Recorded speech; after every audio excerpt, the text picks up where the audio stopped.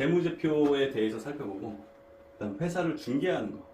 공인중개사시니까 회사는 누가 중개하지? 예, M&A죠, M&A. 예, 거기에 대해서도 살펴볼 거예요. 그리고 지금 불경기죠. 불경기죠. 특히 건설사가 지금 힘들죠. 부동산 자체도, 부동산 시장도 굉장히 위축되어 있고, 이러한 불경기에 많이 나올 수 있는 법정관리, 제 전문 분야죠. 여기에 대해서도 한번 살펴보도록 할게요. 자, 회사 이해입니다. 재무제표 먼저 보면 회계란 뭐가? 회계가 뭐야? 회사에 대해 관심 있는 사람들, 정보 이용자죠. 정보 이용자에게 회사의 재산 변화 등에 관한 재무 정보, 결국 돈과 관련된 정보를 생성, 전달하는 것이에요.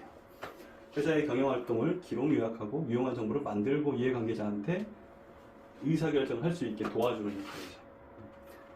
재무 상태표, 예전엔 대차대조표라고 했고, 그 재무 상태, 특정 시점의 재무 상태를 말하는 게 재무 상태표다. 자본 변동, 현금 흐름, 경영 성과, 이런 것들을 보여주는 거죠. 이런 것들을 보여주는 것이다. 회계, 이게 바로 회계예요. 기업 활동과 재무제표, 기업 활동. 이게 재무 상태표거든요. 보세요. 이게 재무 상태표죠. 재무 상태표. 자산이 있고 관련된 부채가 있고 자본이 있죠. 기업은 결국 자금 조달을 먼저 해서 투자를 하는 거죠. 투자를 해서 자산이 만들어졌고, 이걸로 영업 활동을 해서 이익을 만들어내는 거죠. 이익을 만들어내면 예를 들어서 현금이 계속 쌓일 수 있겠잖아요. 영업이 잘 됐어요. 현금이 계속 쌓일 거예요. 자산이 계속 늘어나고 있겠죠. 여기 늘어난 만큼 또 어디에 늘어나요? 자본에서 뭐가 늘어난다? 자본금 있고 이익잉여금이 있죠. 이익잉여금. 법인세 내고 이익잉여금이 늘어나는 거예요. 이게 늘어나는 거죠. 이렇게 늘어나는 거죠. 그러면 그 1년간 그 회계 기간의 경영 성과는 어디에 나타나 있다? 손익계산서에 나타나 있다. 우리가 판매한 거 매출액이죠, 매출액. 앞에서는 세법에서는 수익금액이라는 표현 많이 썼죠. 그게 똑같은 거예요. 그리고 관련된 원가, 직접적인 원가. 물건을 만들어서 판다라고 생각하시면 얘를 판 금액이 매출액이 될 것이고, 얘를 만드는데 직접 해서 들어간 게 매출 원가가 되고, 얘를 뺀 게 매출 총이익이죠. 그리고 판관비 많이 들어보셨죠. 여기에서 다시 얘를 만드는 데 쓰는 비용이 아니라 그 외의 각종 비용들, 뭐 판매하면서 뭐 접대비가 들어갈 수도 있고, 판매 촉진비가 들어갈 수도 있고, 또 운송비가 들어갈 수도 있고, 이러한 것들은 다 판관비가 될 거다. 하지만 여기까지는 다 영업에 관련된 비용이더라 라고 해서 영업이익이에요. 이 판관비까지 빼면 영업이익. 회사에서는 이 영업이익이 굉장히 중요하죠. 본질은 영업이니까, 이 회사를 운영하는 거예요. 본질 영업이니까 영업이익이 굉장히 중요하더라. 영업과 무관하게 내가 빚을 많이 얻었다. 그럼 이자가 많이 나갔네.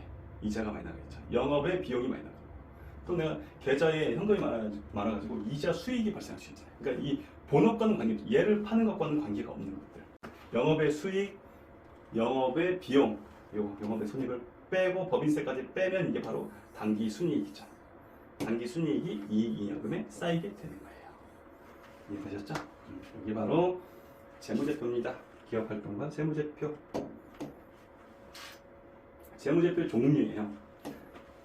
재무상태란 말은, 그래서 내가 아파트를 갖고 있고 뭐 부채를 얼마 갖고 있고 이런 게 다 재무상태 때 돈에 관련된 거잖아요. 어떤 특정 시점을 말하는 거고, 보통은 12월 말 기준이죠. 보통 대부분의 회사는 회계 기간을 1월 1일에서 12월 30일까지로 가정을 해요. 이렇게 설정을 해놨어요. 대부분에. 근데 물론 다르게 해도 되는데 복잡하니까 대부분 다 이렇게 해놨어요. 대부분 90% 이상이. 그래서 12월 말 기준의 재무 정보, 이게 바로 재무 상태표가 될 거고, 1년간, 그러면 이 관련된 1년간의 재무 성과가 바로 손익계산서가 되겠죠. 손익계산서. 그런데 손익계산서에서는 내가 이익을 많이 냈다고 했다. 이 회사가 손익계산서에는 이익이 많은데 회사 자체는 지금 만약에 망가졌다.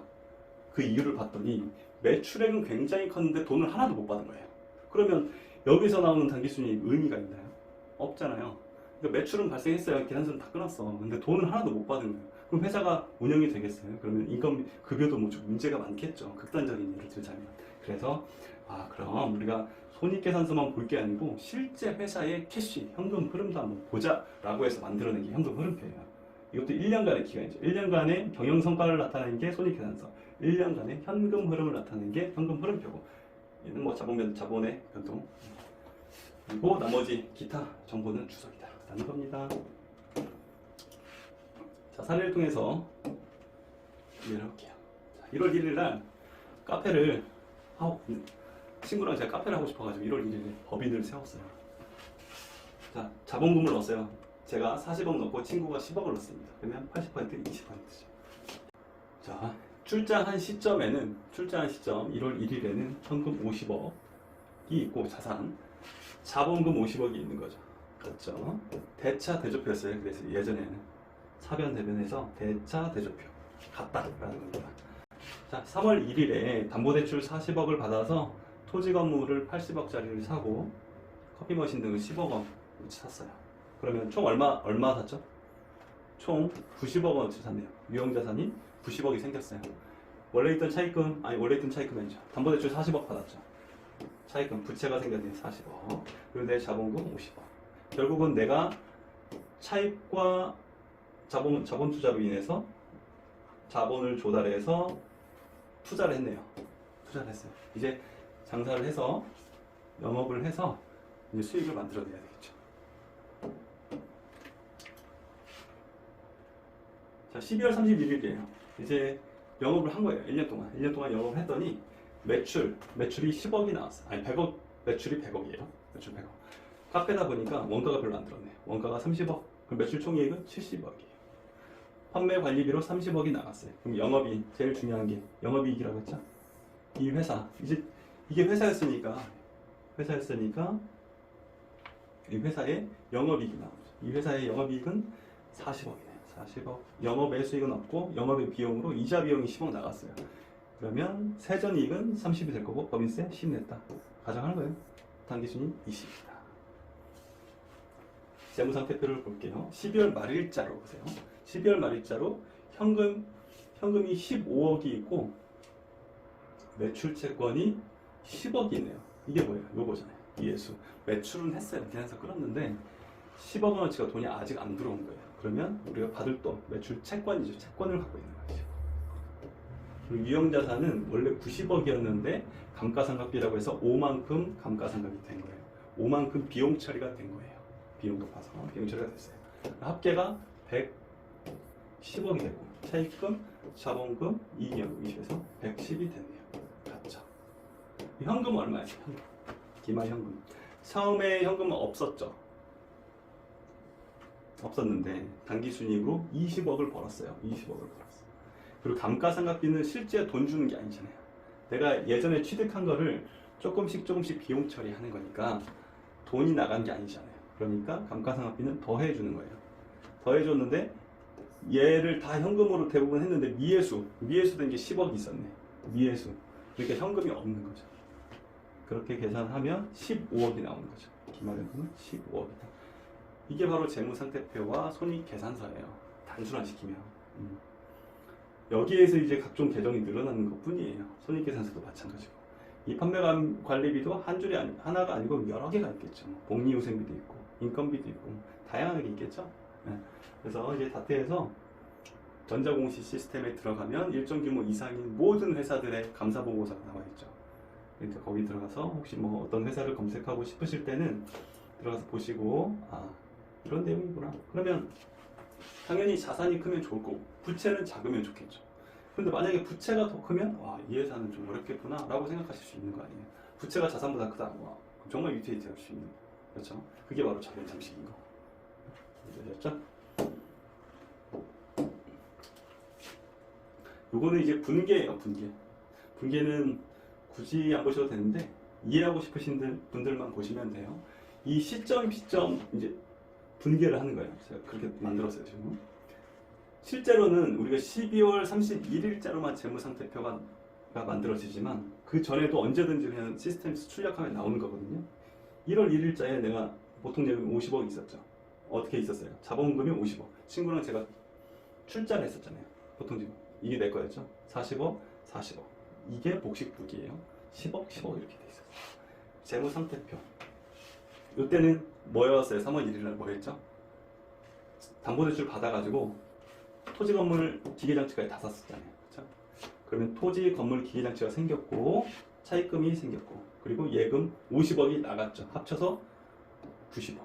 합쳐서 90억 어치를 투자를 한 거잖아요. 그렇죠. 그러면 예금은 다 썼죠? 보통 예금 다 썼어요. 보통 예금은 0, 토지는 40, 건물 40, 기계장치 10, 90이 생겼고 차입금이 생겼죠? 담보대출 받았죠. 그리고 원래 있던 자본금 50이다. 이거는 굳이 이해 안 하셔도 되는데 뭐 관심이 있으신 분들만 보시면 돼요. 3월 1일에서 12월 31일까지 수많은 거래가 있었을 건데 그거를 제가 다 합쳤다고 가정을 했어요. 합쳤어요. 매출이 100억이 일어났고 그 중에서 90억은 돈을 받았어요. 근데 10억은 아직 못 받았어요. 12월 31일자로. 뭐 1월 달에 들어올 수도 있고 2월 달에 들어올 수도 있겠죠. 그게 매출 채권 형태로 잡히는 거고 원재료비 등이 내가 30이 나갔으니까 현금으로 나갔다 하고 건물 기계장치에 감가상각이 있었어요. 감가상각. 결국은 이건 비용이니까 이 빨간색은 비용이에요. 그러니까 비용 처리를 드디어 하기 시작한 거예요. 처음에 취득했을 때는 보세요. 작은 금액은 얘가 만약에 뭐 복사용지다 이런 것들은 우리가 굳이 이렇게 자산화하지 않고 그냥 바로 비용으로 떨면 돼요. 그런데 얘는 크잖아요. 자산화 큰 거니까 한 번에 일시에 비용 처리하는 게 아니고 이게 사용되는 내용 변수에 따라서 비용 처리를 조금씩 해주는 거예요. 그게 바로 감가상각비예요. 건물 기계장치에 대해서 감가상각비가 있었고 기타 판매 관리비가 나갔다. 예금 보세요. 현금은 25만 나가는 거잖아요. 얘는 돈이 나가는 게 아니잖아요. 기존에 있던 건물 기계장치의 가치를 좀 줄인 것 뿐이죠. 자, 이자 비용 10 나갔어요. 예금 나갔죠. 법인세 비용 10 나갔어요. 예금 나갔죠. 이렇게 했더니 현금은 보통 예금이 15억 남았네. 15억 남았어요. 이걸 다 계산하니까 보통 예금만 따라가 보면 이렇게 따라가 보니까 15억 남았어요. 15억 남았습니다.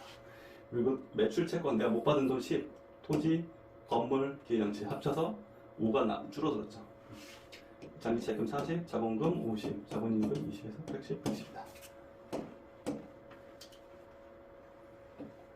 손익계산서예요. 그리고 현금 흐름표는 제가 개념만 잡아드리려고 아주 단순한 거예요. 개념만. 그러니까 손익계산서는 뭐였어요? 경영성과였잖아요. 경영성과. 1년간 얼마를 벌었냐라는 게 경영성과고. 그런데 우리가 경영성과만 보고 판단하면 안 되겠다. 이것도 중요하지만 실제 캐시 흐름도 중요한 거 아니냐. 얘가 경영성과 나왔다고 봤는데 만약에 미회수가 이게 100이라고 치면 돈이 못 나갔잖아요. 그러면 이 회사는 급여도 안 나갔을 거 아니에요. 극단적으로. 그렇죠. 그렇기 때문에 이 회사의 실제 현금 흐름도 중요하지 않겠냐라고 해서 생긴 게 현금 흐름표예요. 그러면 회사는 다 영업을 위해서 있는 거니까 기본적인 것들은 다 영업활동 현금 흐름이고 특이한 애들만 투자활동, 재무활동 요 세 가지 활동으로 흐름을 나눈 것 뿐이에요. 그러면 투자활동은 자산은 사고팔고 유형자산 취득할 때 90억이 나갔었잖아요. 돈 나갔었죠. 현금. 그리고 재무활동은 투자 혹은 뭐 차익 이런 거야.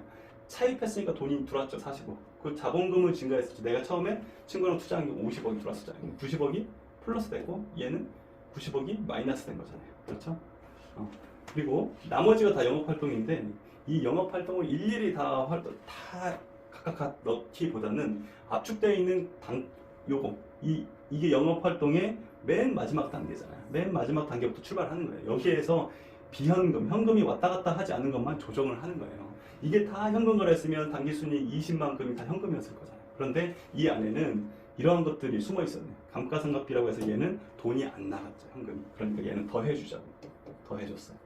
매출 채권의 증가는 뭐예요? 100억이 다 현금으로 들어온 줄 알았더니 10억만큼은 돈을 못 받았어요. 이거를 다 들어왔다고 가정했을 때 현금이 20억 쌓였어야 되는데 못 받은 돈이 있으니까 이만큼 빼줘야 되겠네요. 그렇죠. 이렇게 해서 영업활동이 15가 나온 거고 이 투자활동은 마이너스 90이었고 재무활동은 90이었다. 현금의 증가 이렇게 나오는 거죠. 네. 다르죠. 실제 요거는 다 뭐 일정 규모 이상인 회사들은 외부 감사를 받아야 되고 법정 감사 그런 회사들은 어디에 나와 있다? 전자공시 시스템에 공시가 되어 있다. 시스템에 공시가 되어 있다. 다트. 거기서 검색해 보면 이 감사 보고서 안에는 이 재무제표가 다 들어있는 거예요. 그러니까 회사가 재무제표를 당연히 회사가 만들어야 되지만 거기에 대해서 이 손익계산서 이런 것들을 마음대로 만들면 안 되잖아요. 거기에 대해서 외부 감사를 받아라. 그 외부 감사를 누가 한다? 회계사가 한다. 공인회계사가. 그래서 인증을 해주는 거예요. 그래서 이 다트 시스템에 올라와 있는 감사 보고서를 보면 이 안에 재무제표 이런 것들이 다 들어가 있는 거죠. 그리고 여기에 대한 이 재무제표에 대한 신뢰성을 누가 준다? 신뢰성은 공인회계사가 주는 거죠. 공인회계사. 신뢰성. 이해되시죠?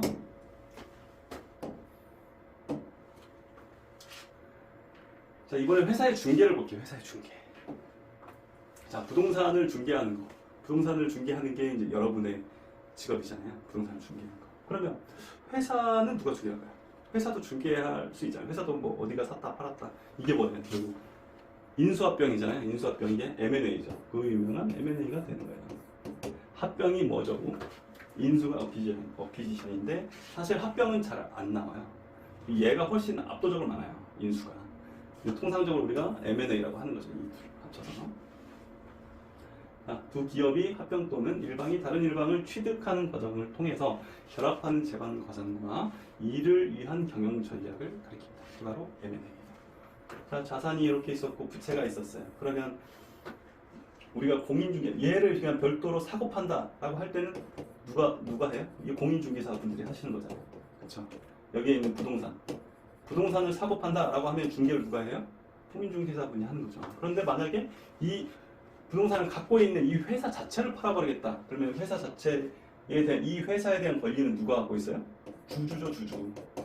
주주는 뭘 갖고 있죠? 주식. 그럼 이 주식을 사고 팔면 되겠네. 제가 이제 이건 뭐 카카오뱅크 지분 구조라고 해서 인터넷에서 그냥 따온 건데 보면 지분율이 이렇게 있잖아요. 여기에 대해서 내가 이만큼 팔겠다 할 수 있고, 나도 이거 팔 수 있다. 이런 게 다 거래가 되는 거잖아요. 50%가 넘어가면 사실상 이 회사를 지배하는 거잖아요. 과반이니까. 그래서 그리고 비상장 회사는 대부분 거의 뭐 비상장 회사는 100% 뭐 오너나 오너일가 혹은 뭐 개인들 갖고 있으니까 이런 것들 다 넘길 수도 있고, 이러한 것들을 사고 파는 거, 이 회사 자체를 사고 파는 중개는 과연 누가 할 것인가 라는 거예요. 자, 사고 파는 거 누가 해요? 자, M&A는 주로 지분 매각을 의미합니다. 지분 매각. 신문에서 많이 보시잖아요. 무슨 지분 싸움도 붙고 막 하잖아요. 그렇죠? 이는 기업을 중개하는 것과 본질적으로 동일하죠. 기업을 중개하는 것과 동일해요. 그러면 이 기업을 중개하는 게 누구냐? 주관사예요. M&A 주관사. 그러면 법으로 제한함은 없어요. 우리가 부동산에 대해서는 공인중개사, 부동산에 대한 거래는 굉장히 많으니까 일정한 자격을 부여한 거잖아요. 공인중개사를 끼고 거래를 해라. 그러니까 부동산에 대한 중개는 누구만 할 수 있어요? 공인중개사만 할 수 있잖아요. 하지만 이 기업에 대한 중개는, 이 주식에 대한 중개는 법에 따로 정한 게 없어요. 다만 할 수 있는 사람이 하는 거죠. 할 수 있는 사람이. 만약 여러분이 하실 수 있으면 그냥 중개하셔도 돼요. 법적인 제한은 없으나 물론 이제 특이한 법에서 뭐 회사마다 다른 건 있으니까 그러한 뭐 어떤 특정 법에서 제한할 수도 있겠죠. 근데 저는 일반적인 걸 얘기하는 거예요. 일반적인 거. 법적인 제한은 일반적으로 없으나 중개할 수 있는 능력을 갖춘 회계법인이나 증권사 등이 주로 진행한다. 이 증권사 안에도 누가 있어요? 또 회계사가 있는 거. 왜 회계사들이 이걸 주로 하게 되냐면 결국 이 얼마에 팔지를 알아야 될 거 아니에요. 이 주식의 가치는 뭐예요? 이 주식의 가치. 주식의 가치. 결국은 이 자산도 평가해야 되고 부채도 평가를 해야 될 거 아니에요. 실사도 해야 될 거 아니에요. 실사나 평가나 뭐 이런 것들을 다 해야 될 거니까 통상적으로 이러한 숫자를 잘 보는 게 회계사들이고 요 재무제표를 다루는 것 자체가 회계사, 회계법인이니까 회계법인에서 많이 하고, 굉장히 좀 글로벌한 딜, 굉장히 큰 회사 이런 것들은 좀 증권사에서 많이 하죠. 증권사에서. 물론 이 각자가 또 회계법인을 또 끼고 막 각자 또 실사도 하고 막 이런 것도 다 합니다. 그러니까 통상적으로 이 회계법인이나 이 증권사가 다 진행을 하고, 이건 큰 딜 말하는 거예요. 메가딜을 말하는 거고, 일반적으로는 다 회계법인이 주로 한다라고 쉽게 생각하시면 돼요. 그러면 중개사 분들께서 요걸 하시는 건 어때요? 하실 수 있을까요? 아마 쉽지 않을 거예요. 쉽지 않겠죠. 쉽지 않을 겁니다. 근데 중개를 하시다가 결국은 어떤 사람들을 알게 됐어요. 어떤 사람들? 자산가들을 알게 됐어요. 자산가들. 상속으로 이제 뭐 건물, 토지 뭐 이렇게 받은 분들도 있겠지만 자수성가한 분들은 결국은 사업을 하셨을 거고 대부분 기업 형태일 것이다. 자산가 좀 되려면 그래도 우리가 뭐 얼마가 기준인지 모르겠지만 예를 들어서 뭐 100억을 기준으로 한다면 기업화했을 가능성이 크잖아요. 처음에는 개인 사업으로 하다가도 좀 커지면 커질수록 기업화했을 겁니다. 그러니까 그분들이 어느 순간 이제 자녀한테 물려줘야 되는데 자녀들이 이걸 원하지 않는다. 회사를 운영하고 싶지 않다더라. 자녀들이 원하는 건 그저 부동산이나 주세요. 혹은 현금이나 주세요. 라고 할 수 있잖아요. 이런 것만 받고 싶다라고 할 수 있죠. 그런 경우에는 얘를 팔아야 될 거예요. 팔아야 될 거예요. 그러면 이러한 얘기 한다고 내가 모르는 얘기니까 그냥 귀담아 듣지 않고 내가 모르는 얘기 뭐 잘 모르겠네 하고 가만히 있기보다는 적극적으로 들으실 수 있잖아요. 물론 이분들이 더 아는 회계사 이 사업하시는 분들이 회계사 세무사를 더 많이 알겠지만 그렇지 않은 경우도 있다고요. 그렇지 않은 경우도 있어요. 그러면 만약에 얘기를 들어보니까 이 기업이 굉장히 우량한 것 같아요. 그리고 팔고자 해. 그러면 내가 직접 중개를 해볼 시도를 할 수도 있겠지만 어렵잖아요. 그럴 때는 요 주관사 자체, 결국은 회계법인일 거니까 회계법인에 소개를 해주실 수도 있겠네. 그렇지 않아요? 소개. 그리고 혹은 회계법인에서 어떤 회사를 팔고 있는데 어떤 회사를 매각하고 있는데 내가 알고 있는 고객이 사기에 적당한 것 같아요. 그러면 어떻게 할 수 있겠어요? 이 인수자를 중개할 수도 있겠네. 인수자를. 응? 그렇지 않아요? 사업하시는 분들의 얘기를 좀 귀담아 들을 필요도 있겠다. 그러니까 우리가 꼭 중개사라고 해서 중개만 한정 지을 필요는 없잖아요. 부동산 중개만 한정 지으실 필요는 없죠. 당연히 자산가들을 만나다 보면 다양한 얘기가 들릴 거니까 그러한 것들에 대해서도 내가 기본적인 소양이 있다면 이해할 수 있고 대화 나눌 수 있고 하다 보면 이러한 것들이 생길 수 있다. 이걸 아예 모르면 0이잖아요. 그런데 이걸 기본적으로 알고 계시면 0은 아니잖아요. 플러스가 될 수 있으니까. 물론 이게 뭐 쉽다는 얘기는 아니에요. 당연히 쉬운 건 아니죠. 쉬운 건 아니지만 뭐 이런 게 있을 수 있으니 고려해 볼 만하다 라는 겁니다. 그러면 요건 어려운 얘기일 수 있는데 쉽게 말씀드릴게요. 그럼 결국은 우리가 기업을 팔려면 기업 가치를 평가를 해야 될 거 아니에요. 아까 보시면 자산이 있고 부채가 있고 여기가 지분이 있었잖아요. 지분. 얘를 평가하려면 결국은 얘들을 알아야 될 건데 이 회사의 가치, 이 지분 가치는 어떻게 판단할 수 있을까? 자, 공장을 한번 생각해 볼게요. 공장이 있어요. 이 공장, 여기가 공장이 있다. 첫 번째 순자산 기준으로 접근하는 거예요. 얘 공장 간평받았어요. 그리고 부채가 얼마 있더라. 나머지가 순자산이지 뭐. 첫 번째 방법. 순자산 가치 접근. 말 되죠? 말 돼요. 두 번째, 이 공장이랑 똑같은 공장을 갖고 있는 B 회사가 있다. 여기는 A 회사. B 회사가 공장 사이즈도 똑같고 부채도 똑같아요. 부채 뭐 다를 수 있겠지만 그냥 똑같다고 가정하는 거예요. 똑같은 회사가 이 지분을 100억에 팔았다. 그러면 나도 100억에 팔아야지. 그럼 내 것도 100억이야. 이게 결국은 시장가치 아니겠니? 라는 거죠. 시장가치. 2번이 바로 시장가치. 1번이 순자산 가치죠. 말 되죠? 다 말 되잖아요. 그러니까 가치평가 방법을 말하는 거예요. 세 번째는 이 기업이라는 게 내가 이 공장을 바로 팔 것도 아니고 팔 게 아니고 이 공장을 활용해서 나는 이 회사의 영업이 중요한 거 아니냐. 결국은 이 영업 안 할 거면 이 공장 다 헐값일 텐데 영업이 중요하다. 이걸 빌려서 그러면 회사의 가치는 이러한 것들이 아니라 이러한 것들이 될 수도 있지만 기본적으로 회사는 돈을 벌어야 될 거 아니냐. 영업이익으로 출발을 하는 거예요. 그러면 일단은 무한대로 가는 계속기업 가정이 있죠. 기업은 죽는 건 아니잖아요. 사람이 아니고 수명이 없잖아요. 무한대로 버는 이 영업이익을 바탕으로 회사의 가치를 판단할 수 있지 않겠냐라고 하는 게 수익가치 접근법이고 현금흐름할인법이라서 현금흐름할인법은 뭐냐면 이렇게 쭉쭉 벌어들일 거 아니에요. 쭉쭉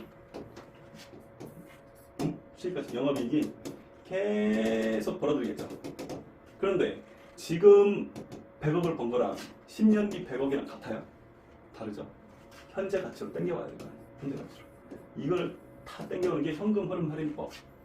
어떤 특정 위험률을 곱해서 할인하는 거죠. 그러니까 1년 뒤에 100억은 일단 100억이라고 쳐고 10년 뒤에는 이게 50억 그렇게 되는 거죠. 나중에는 작아지겠죠. 그러니까 이게 그러니까 아니 잠깐만 이게 무한대라고? 무한대면은 당연히 이 가치가 무한대로 나오는 거 아니야? 라고 생각하실 수 있는데 그렇지 않아요. 이게 엄청 작아지거든요. 그렇죠? 이 100년 뒤는 이게 거의 작아질 거 아니에요. 100년 뒤 100억이면 가치가 뭐 거의 없다라고 볼 수 있으니까 얘가 엄청 작아지니까 결국은 이게 그 수학적으로 해서 나와요. 이 가치가. 이게 바로 수익가치 적응법이에요. 기업은 세 가지로 평가할 수 있구나. 회사의 자산과 자산이 얼마냐, 부채가 얼마냐, 이런 걸 그냥 단순하게 생각할 수도 있고, 간평 바꾸면 이렇게 해서 순자산 가치로 평가할 수도 있고, 접근할 수도 있고, 근처에서 내 거랑 비슷한 회사, 유사 기업으로부터 창출할 수 있는 거죠. 시장 가치. 실제로 벌어들이는 게 얼마냐, 수익 가치. 이걸 다 그 회사 사정에 맞게 갖다 쓰는 거예요. 이런 것들을 병영에서도 쓰겠죠. 얘는 비교적 간단하니까 간단하지만 사례가 찾기 어려울 수 있잖아요. 그렇죠? 그러니까 얘는 보통 이제 확인용으로 보통 그냥 같이 깔고 가는 거고, 목적에 따라서 얘를 쓰기도 하고 얘를 쓰기도 하고 그래요. 보통 일반적으로 기업가치 평가라고 하면 DCF, 요걸 많이 들어보셨을 거예요. 요걸 말하는 거예요. 다 말씀드렸습니다. 자, 세 번째는 법정 관리예요. 이제 지금 최근 뉴스에 무슨 건설이 지금 워크아웃이죠. 신청했죠. 워크아웃 신청했고, 지금 건설사도 위기고 부동산 자체도 지금 시장이 죽어있잖아요. 그리고 불경기. 최근에 물어보시면 누구나 지금 불경기라고 얘기를 해요. 불경기. 그렇다면 기업들이 도산할 가능성이 있겠네. 도산에 대해서 얘기만 해드리는 거예요. 불경기 앞으로 이러한 기사가 많이 나올 것 같으니까 제가 말씀드리는 거예요. 제 채널에 물론 제가 이제 법정 관리를 주업으로 하다 보니 많은 영상들이 있을 텐데 그것들은 좀 더 어려울 수 있으니 그냥 개념만 아시라고요. 개념만. 개인이나 기업이 경제적으로 실패했어요. 그러면 내가 그냥 손들고 끝낼 수도 있어요. 그냥 모르겠다. 그냥 모르겠다 하면 배째라 할 수도 있지만, 우리가 법에 기댄다면 두 가지 절차가 있어요. 회생과 파산이에요. 이 회생이 바로 법정 관리예요. 쌍용차 법정 관리 들어보셨죠? 법정 관리. 회생, 재건형이네. 회생, 다시 살겠다. 사업의 재건과 영업의 계속을 통해서 세무 변제가 주된 목적이다. 파산은 지금 빚잔치 하겠다는 거예요. 빚잔치를 하는데 공평하게 배당하겠다. 법에 맞게. 그게 바로 파산. 그러니까 누가 더 간단하겠죠? 누가? 얘가 당연히 간단하겠죠. 빚잔치하고 끝내는 거잖아요. 그렇죠? 얘는 훨씬 더 어렵겠죠. 영업을 하면서 갚아나가는 거니까 어렵죠. 대신에 얘야말로 정말 회사 입장에서는 다시 살아나는, 기사회생하는 그런 절차가 될 수 있죠.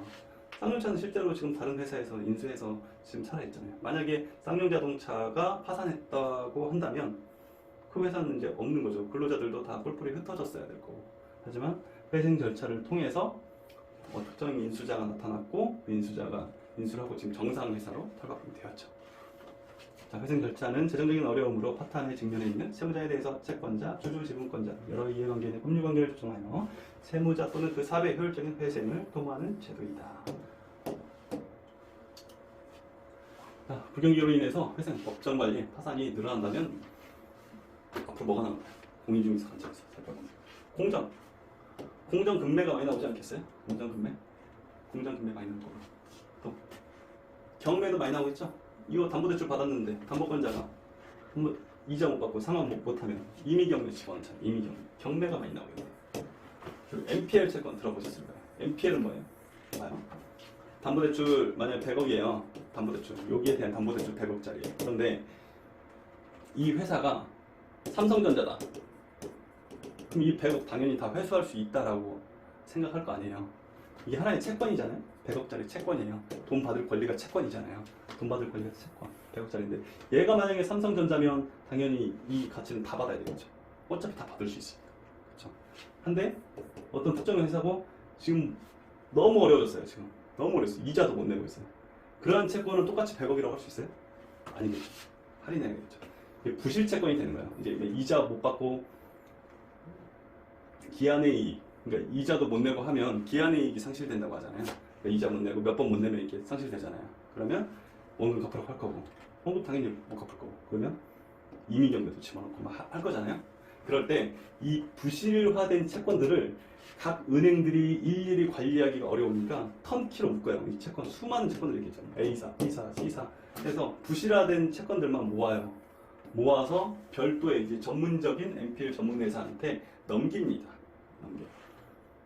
연합자산관리, 유한코도 있고, 무슨 키움증권도 있고, 하나 FNI도 있고, 이 부실 채권만 전문으로 하는 기업들이 있어요. 이 은행에서 일정 시점이 되면 모아서 채권들을 한꺼번에 턴키로 입찰 붙여가지고 넘기는 거예요. 그러면 걔들이 바로 NPL 채권이 되는 거예요. 그게 NPL 채권이에요. 이 NPL 채권이 있으면 경매 받을 때 유리하겠네요. 원금이 있으니까. 원금은 클 거 아니에요. 실제 가치는 작을 거고. 그러니까 이 채권을 사면 투자할 때도 유리할 수 있겠네요. 하지만 개인이 이거를 바로 살 수는 없을 거고. 거기에 대해서는 별도로 공부를 해보세요. 그게 바로 NPL이에요. 그러니까 지금 불경기니까 법정 관리가 막 늘어나면 금매 당연히 늘어나고 경매도 많이 늘어날 거고 NPL이란 말도 많이 나올 거고 요걸 갖고 투자하는 방법도 찾아보면 있을 거예요. 근데 개인이 이걸 막 다 다루긴 어렵다. 이 은행에서 일반 개인한테 막 팔고 이런 게 아니거든요. 일정 조건이 있어야 또 살 수 있어요. 이걸 아셔야 된다. 그러면 자, 이 회사가 한번 힘들어졌어요. 법정 관리에 들어오면 M&A도 활발해지겠네요. M&A도. 그렇지 않아요? 만약에 지금 이 불경기로 해서 일시적으로 막 돈이 막 묶이고 막 거래처 도산해서 돈 못 받고 해서 이 회사 가치 어려워졌어요. 그런 경우 있지 않을까요? 근데 본질 가치 자체는 좋은 회사예요. 그러면 외부에서 얘를 사고 싶지 않을까요? 일반적인 회사보다 사기가 더 수월하겠죠. 대신에 인기는 더 많지 않을 거예요. 쌍용자동차 생각해 보세요. 그게 만약에 쌍용자동차가 그냥 정상적으로 잘 나가는 회사였다면 인수할 때 훨씬 더 많은 금액이 들어갔을 거예요. 하지만 실제로는 더 어려워졌었잖아요. 파산 위기에 몰렸으니까 훨씬 더 저렴한 금액으로 인수를 할 수 있는 거죠. 그리고 그 부채, 과도했던 부채는 회생 절차를 통해서 많이 탕감을 시켰을 거고. 그러니까 M&A도 당연히 늘어날 수 있겠다. M&A도 늘어날 수 있겠다. 이 정도 이해하시면 도움이 되지 않을까 생각합니다. 그런적으로 사업가들을 많이 만나시게 되면 그 사업 얘기라고 해서 너무 이렇게 안 듣지 마시고 다 적극적으로 좀 들어보시고 조금씩 알아보시면 더 많은 기회들이 있습니다. 그러니까 부동산 세법은 뭐예요? 내가 투자 관점에서 생각해 보시고 기본적인 틀만 좀 이해를 하시면 되고 얘를 지금 제가 지금까지 설명해드린 이유는 뭐였죠? 회사 이해는 추가적인 뭐 부를 창출할 수도 있으니까 추가적인 부를 창출할 수도 있으니 시야를 좀 넓혀보자 라는 겁니다. 자, 여기까지 3시간 동안 공인중개사 실무세법을 진행해봤습니다. 감사합니다.